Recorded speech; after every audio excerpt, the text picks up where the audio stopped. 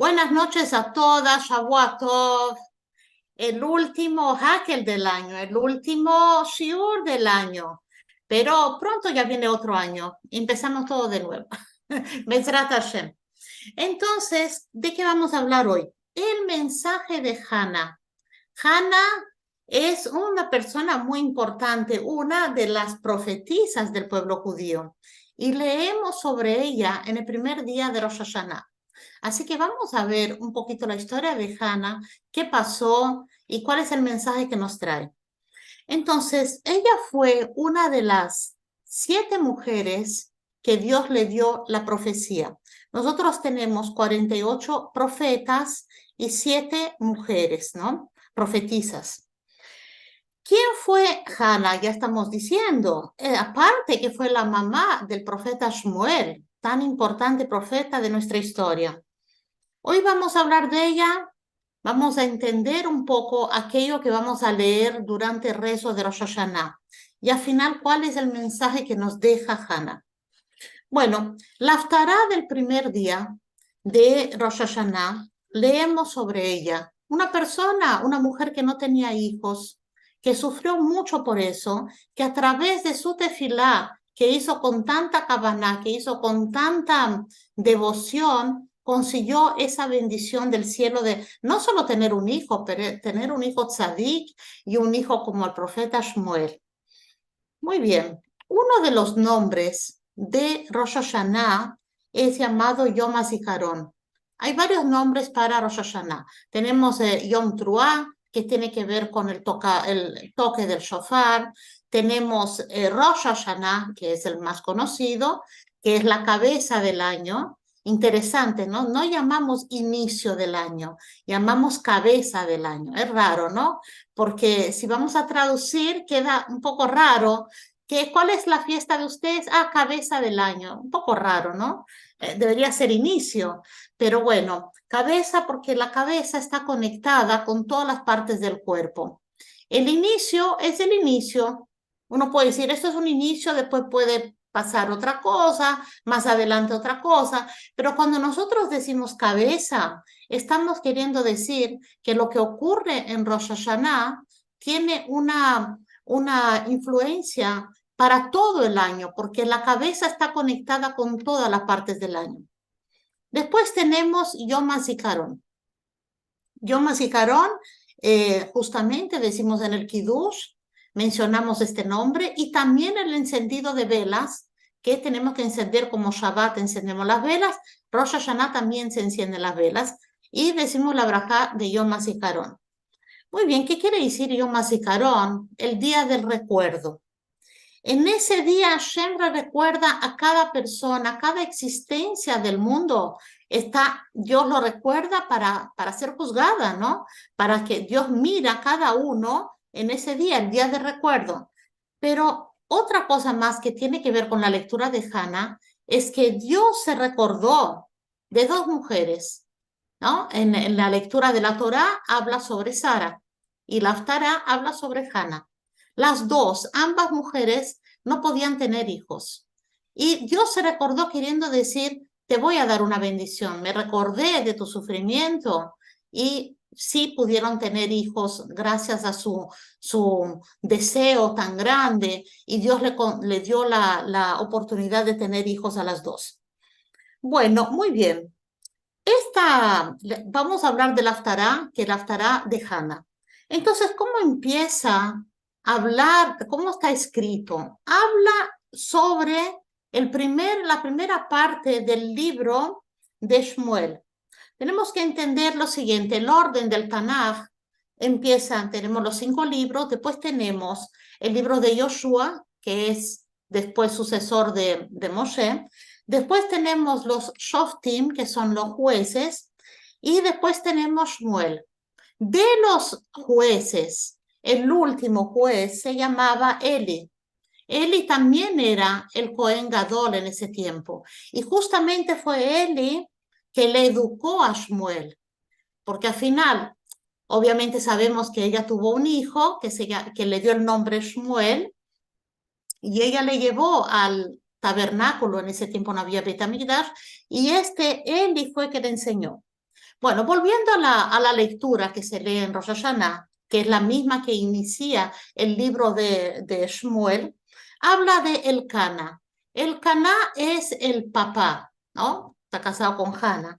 Habla que él era descendiente de Korah, él era un levita de la tribu de Leví y él era muy meticuloso con la mitzvah de ir al templo 3 veces por año. Había una mitzvah de subir al día le regel, que es subir al templo o al tabernáculo, cuando todavía no había el templo, las fiestas de Pesach, Shavuot y Sukkot. Él era muy meticuloso con eso y era tan interesante que él se dio cuenta, él era un gran tzadik también, él se dio cuenta que el pueblo se estaba como que apartando un poco de Dios. Entonces él hizo como una gran campaña como para ir al templo. Entonces juntaba a su familia, gente, amigos de cerca donde él vivía y armaba una caravana. Y esa caravana iba con mucha felicidad, con mucha alegría, y pasaba por muchos lugares, pueblos, donde la gente miraba tanta alegría, se entusiasmaba y se juntaba a él. Entonces él logró que muchísimos judíos se aproximaran más a Dios a través de esa forma de atraer, de la alegría, y todos se juntaban, la caravana se hacía muy grande y llegaban a Shiloh, donde era el tabernáculo en este tiempo. Bueno, en este momento él estaba casado con Hannah, pero Hannah no tenía hijos, no tenía hijos. Entonces ella pensó que si seguía los pasos de las matriarcas que dijeron a sus maridos, algunas de las matriarcas dijeron que se casara, que tuviera otra mujer para poder tener hijos, ella pensó que con eso ella podría merecer hijos también. Entonces ella le sugirió, le pidió al marido que se tuviera una segunda esposa. Y él se casó con Penina. Esta Penina tuvo varios hijos, pero ¿qué pasaba? Ella se sentía peor porque Hannah no tenía hijos y la otra seguía teniendo hijos. Y se sentía muy mal. Entonces, cuando subían a Shiloh, entonces ella, el marido, le quería mucho a Hannah y veía el sufrimiento de ella y le daba a ella una porción de comida más selecta, más especial a ella porque también le quería y también miraba su sufrimiento. Y Pnina, ¿qué hacía? Le provocaba, le amargaba, le hacía sentir mal. Pero en realidad la intención de ella, dicen los sabios en la parte profunda, que la intención de ella no era provocarla porque era una persona mala, es porque ella quería que esa provocación le hiciera a que Hannah hiciera tefilá, que Hannah pidiera a Hashem, que es como que tocarle ahí a donde más le duele para que ella pudiera por fin soltar ese pedido a Dios del fondo del corazón. Aún así, a pesar de que tenía buenas intenciones, dicen los sabios que no estaba bien. O sea, a pesar que vos tenés buenas intenciones, hacer sufrir a una persona así no está bien. Entonces, bueno, sabemos que no fue lo apropiado. Una vez era Shavuot. Y entonces ellos se fueron a Shiloh y pasó exactamente eso, lo mismo. Ella sufría y el marido le dijo a ella, ¿por qué sufres tanto? Sé que no tienes hijos, ¿verdad? Pero no se puede todo en la vida. Como él era muy bueno, le quería, muy tzadik, pero él era un poco práctico, pragmático. Él decía, bueno, así es la vida. Hay gente que tiene, hay gente que no tiene. Como no lo dijo de esa manera, pero quiso decirle, bueno, vos, el creador, él sabía que ella era una mujer muy elevada. Dijo, el creador es tu porción, o sea, Dios entiende lo que hace. Y ella no se consolaba. Entonces él le dijo a ella, ¿acaso yo no soy mejor que 10 hijos? O sea, yo soy tan buen marido, no soy mejor que 10 hijos en comparación. Cuando ella escuchó eso, es algo interesantísimo porque Rebe trae esto y lo explica diciendo así, que cuando ella escuchó eso, se dio cuenta que él no entiende nada. Mira qué cosa interesante.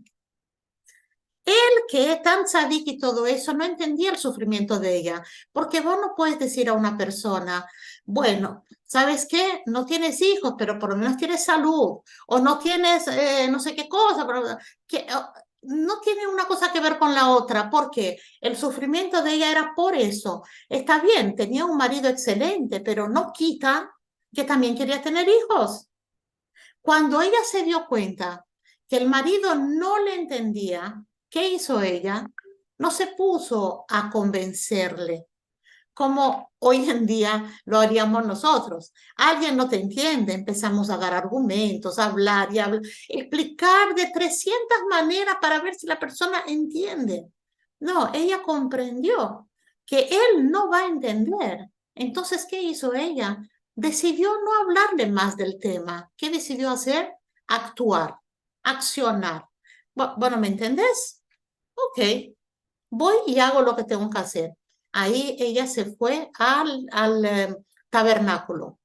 Dice que era una tarde, habían todos comido, los servicios en el templo eran la mañana y la noche, entonces el área estaba como medio vacía. Y ahí estaba Eli, el sacerdote, estaba en la entrada. Y ella vio, no había casi nadie, entró en el templo. Muy bien, ¿qué pasó ahí? Ella, con el corazón muy quebrantado, se puso a pedir de una manera muy distinta a cómo la gente hacía en esa época. En esa época los rezos eran cortos, ¿sí? Y se hablaba las palabras, eran cosas medio cortas. No era como Hannah hizo, que Hannah estaba con mucha devoción. No se podía entender porque ella hablaba bajito, ella como murmuraba, como un susurro, y Eli no entendía lo que estaba pasando. Entonces, Eli fue y le dijo a ella, ¿qué pasa? ¿Por qué estás borracha? ¿Por qué venís acá borracha?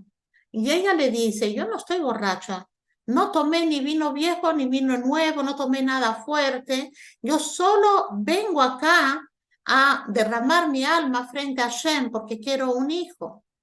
Bueno, entonces sabemos la historia, que él entendió y le dio una braja a ella. Incluso ella le dijo, ella estaba muy enojada con él y le dijo, ¿acaso tenés autoridad para hablarme así? Como declarar que estoy borracha. ¿Qué autoridad tenés? Yo soy una mujer quebrantada, tengo el corazón roto. Y él entendió, cambió inmediatamente de actitud y le dio una bendición para que tuviera un hijo. Y luego ella se fue, salió feliz, contenta, porque dijo, seguro Hashem me va a escuchar con esta brajá. Y ahí recién pudo comer, porque dicen que ella no comía, porque cuando le hacía la provocación, Nina y todo eso, se cerraba su estómago y no podía comer. Y ahí ella fue tranquila y comió, volvieron a su casa, ella concibió ahí en su casa y tuvo este hijo. Bueno, vamos a analizar un poquito qué pasó acá en la historia, ¿no? Con la luz del Hasidut. Vamos a ver qué pasa. ¿Cómo Eli podía equivocarse? ¿Cómo va a pensar que ella está así? Le dice así, estás borracha, y él se equivocó grande. ¿Cómo Eli se va a equivocar? Después, si era cierto, ¿por qué la Torah lo relata? Y después, si es que él pensaba que ella estaba borracha, le tenía que sacar rápidamente de ahí, porque era prohibido estar borracho en el templo. Él no, ¿qué hizo? Él esperó que ella terminara. Después que terminó, ahí le habló. Entonces, realmente, es una duda, ¿realmente él pensaba que ella estaba borracha? Entonces, la respuesta es que él sabía que ella no estaba borracha. ¿Y por qué le llama de borracha? Ebria. Porque es otro tipo de borrachez, no sé, otro tipo de ser borracho. Existe la forma habitual, cotidiana, que es tomando vino, ¿no? Pero él le decía, vos estás borracha de tus deseos. ¿Qué pasa que estás borracha de tus deseos? Tanto querés un hijo, algo tan egoísta, tan para vos, como estás borracha. No es manera de pedir a Dios esto. No es manera. ¿Qué se te ocurre? ¿Con qué vos te vas a distraer del pensamiento que tienes que pensar que Dios está enfrente tuyo y que estás, o sea, ¿con qué te das el derecho de, por algo tan personal, estar pidiendo a Dios de esta manera? Entonces ella dice, yo no estoy borracha. ¿Cuál es la respuesta de ella? Dice, yo no estoy con un deseo, eh, ¿cómo se dice? Algo eh, que no puedo superar. No estoy borracha de un deseo, no es mi deseo, no es para mí. Yo quiero tener un hijo, pero no para mí, porque tengo ganas de que tener un hijo al lado mío. No es eso. Yo quiero tener un hijo para que él, no solo un hijo, quiere tener un tzadik para consagrarle al templo, para que él esté ahí, para que él sirva en el templo.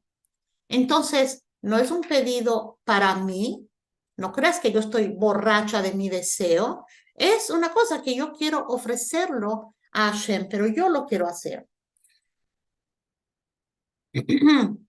Entonces, no es un rezo egoísta y obsesionado como lo que pensaba, ¿cómo se dice? Lo que pensaba él. Muy bien. El Zohar trae acá, trayendo con toda esa historia, una paradoja. ¿Qué esa es una paradoja? Que es para la historia de Hannah, que también tiene que ver con nuestra historia. Cuando nosotros rezamos la Amidá, es comparado con el rezo de Hannah, porque lo decimos en voz baja, de una forma que uno puede escuchar las palabras, pero bajito, como un susurro también. Así como decía ella, en el momento que uno está en el punto más elevado de la tefilá, es como decir, Dios está realmente ahí ahora, más revelado que en otro momento de la tefilá, porque es el momento más alto. Entonces yo, como puedo hablar con él en voz alta, voy a hablar en voz baja. Es el momento de la amidad. Y esto se lee también en Rosh Hashanah, porque tiene que ver con los tipos de pedido y el tipo de situación que uno se encuentra en Rosh Hashanah. Rosh Hashanah estamos coronando a Hashem. Es el momento que estamos frente a Hashem de verdad, y ahí, ¿cómo podemos rezar? Hay una comparación con Hannah. ¿Cuál es la paradoja? La paradoja es la siguiente. En Rosh Hashanah, nosotros pedimos lo que necesitamos. Pedimos vida, parnasá, crecimiento espiritual, cosas materiales y espirituales para uno. De hecho, es apropiado, está en el Sidur, perdón, en el Maxor está escrito, está todo bien hacer esto. ¿Cuál es la contradicción acá? Una paradoja que vamos a explicarla. En el Zohar dice así. Los que piden comida, perdón y salud en Rosh Hashanah son considerados como perros. Así dice el Zohar. Porque es como el perro que dice, dame, dame, dame, dame. Porque solo piensan en sí mismo. ¿Cómo vos vas a estar pidiendo todo el día donde estás coronando a Hashem? Te sientes con mucha humildad. ¿Cómo vas a decir, bueno, Dios, dame esto, necesito lo otro, ta, ta, ta, ta, ta? ¿Cómo si estás tan humilde? ¿Cómo tienes coraje de pedir montones de cosas personales así? Entonces es una pregunta, ¿no? ¿Cómo es que la persona que está en total estado de humildad todavía pide al rey por cosas personales? Esa es la pregunta, ¿no? La respuesta es que no es una contradicción. ¿Por qué? Porque los pedidos que nosotros hacemos, que son personales, entre comillas, personales, salud, parnasá, eh, paz interior, paz con la gente, toda cosa que uno pide, que todos queremos, ¿no? Entonces, acá lo que está trayendo el Hasidut explica que en verdad nosotros podemos pedir, hay una opción que uno pide para nosotros, para cada uno personal, pero hay otra opción que uno pide no como finalidad, pero como un medio. Bueno, yo tengo salud y tengo plata, tengo parnasá y tengo shalom con la gente, de espíritu, etcétera. No es la finalidad, es un medio. ¿Un medio para qué? Para poder servir a Hashem, para poder hacer mitzvot, para poder traer la divina presencia al mundo, para traer una morada para Hashem. Es un medio, tengo todo eso para algo. Porque realmente tener todo eso para después no hacer nada, ¿cuál es el propósito? ¿No? Entonces, cuando nosotros pedimos, en realidad estamos pidiendo, deberíamos pedir, ¿no? Como pide Hannah. No estoy borracha de mis deseos. La persona que quiere salud, que tiene una situación, todos queremos salud, pero puede haber alguien que tiene una situación realmente difícil y que pide de verdad por salud. Podría pedir para ella, ¿no? Pero puede pedir para ella para algo. Quiero salud para estar bien, para poder hacer mitzvot, poder hacer post. Entonces no es una finalidad. Entonces no estás borracha de tu deseo personal, pero estás con mucha cabana para pedir algo que no es solo para ti, pero para otros, ¿no? Entonces, eh, entonces, ¿qué pasa? Sigue diciendo, el Rebbe en estas hijas sigue diciendo una pregunta, ¿y qué pasa con las personas que no, hay muchos judíos en el mundo, ¿no? Vamos muchos a Rosh Hashanah, muchos pedimos, ¿y qué pasa con aquel que no piensa así, que lo pide solo para él? Es para él nada más, está escrito en el Maxor y lee el Maxor y pide para él. Entonces, ¿cómo queda? ¿Cómo quedamos en esto? Entonces la respuesta es, da el Baal Shem Tov. El Baal Shem Tov dice que cuando una persona tiene sed o tiene hambre de algo físico, quiere comer, ¿verdad? Entonces parecería que el cuerpo quiere comer, pero en verdad, dicen los libros profundos, que es una manifestación de la Neshama, que la Neshama quiere elevar esa comida. Entonces, no es que comemos, cierto, vamos a decir, claro, yo como por hambre, pero la Neshama tiene otro interés en que comas esa comida. Tiene el interés de que a través de comerla, una comida kasher, con una brajá, elevas esta comida. Entonces, que la persona, aunque piense que está pidiendo algo privado y personal, en realidad no es así. La Neshama sabe para dónde pide, que no nos tenemos que preocupar. Entonces, Eli estaba preocupado porque el rezo de ella era largo, era hecho de una manera diferente, diferente de todo lo que era conocido, ¿no? Por eso él estaba preocupado con esto. Bueno, ¿qué es lo único diferente de la plegaria de Hannah? Porque trae el Rav Hamnuna que aprendemos muchas cosas de la tefilá de Hannah, como rezar, como hablar en voz baja y todo eso. ¿Y por qué no se aprende de los patriarcas, por ejemplo? Los patriarcas crearon Shaharit, Minha y Arvit con los patriarcas, Abraham, Isaac y Jacob, ¿no? Las patriarcas también rezaron para tener, ya Isaac rezó para tener hijos, ellos también rezaron. ¿Por qué aprendemos de Hannah y no aprendemos de ellos? Acá hay una parte muy interesante. ¿Qué quiere decir? Claro que aprendemos de los patriarcas, pero Hannah tiene un aprendizaje diferente. Porque hay una cosa que es, hay dos tipos de tefilá. Hay una tefilá que es más pedir una bendición y otra tefilá que es llamado rezo, como si podemos separarlo. Dos tipos de tefilot. Ahí está la tefilá de todos los días. Todos los días nosotros agradecemos, pedimos, decimos la brajá. Ok, perfecto.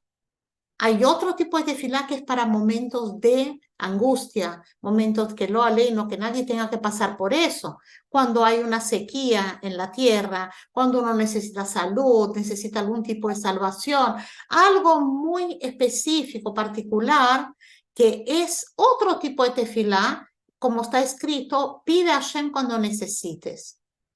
También. Entonces, hay dos tipos, el tipo que es de todos los días y el otro tipo que es en momentos especiales.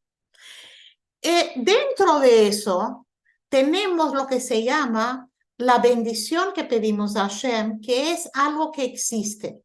Dios tiene preparado para nosotros muchas bendiciones. Cuando uno pide, la bendición baja, porque ya está en potencial. Ya está la bendición en potencial. Por ejemplo, alguien pide por sustento, por salud, bueno, eso hace que baje la bendición, pero la bendición está. Hay otro tipo de tefilá donde ni siquiera hay en potencial. No hay allá, no hay en potencial. Esa es la tefilá de Hannah, donde no, siquiera no había en potencial la posibilidad de tener hijos. Y ella no solo pidió hijo, ella pidió que sea un tzadik. Imagínense este pedido, que es un pedido muy inusual, porque si hay algo que la persona tiene es libre albedrío, ¿no?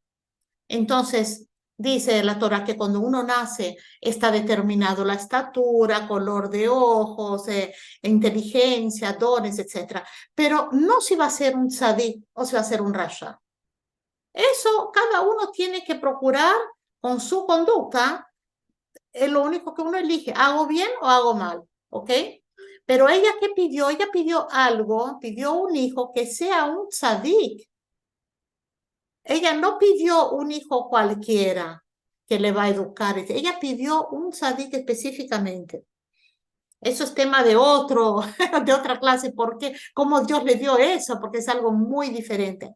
Pero acá realmente lo que aprendemos de ella es ese concepto de que podemos pedir algo que ni siquiera estaba establecido para nosotros, ni siquiera había en potencial. ¿Y cómo se pide? Como ella dijo, de corazón. Ella realmente tiene que hacer mucho más esfuerzo. La persona que quiere algo que ni siquiera está en potencial, tiene que hacer mucho más esfuerzo, tiene que ser realmente de su corazón.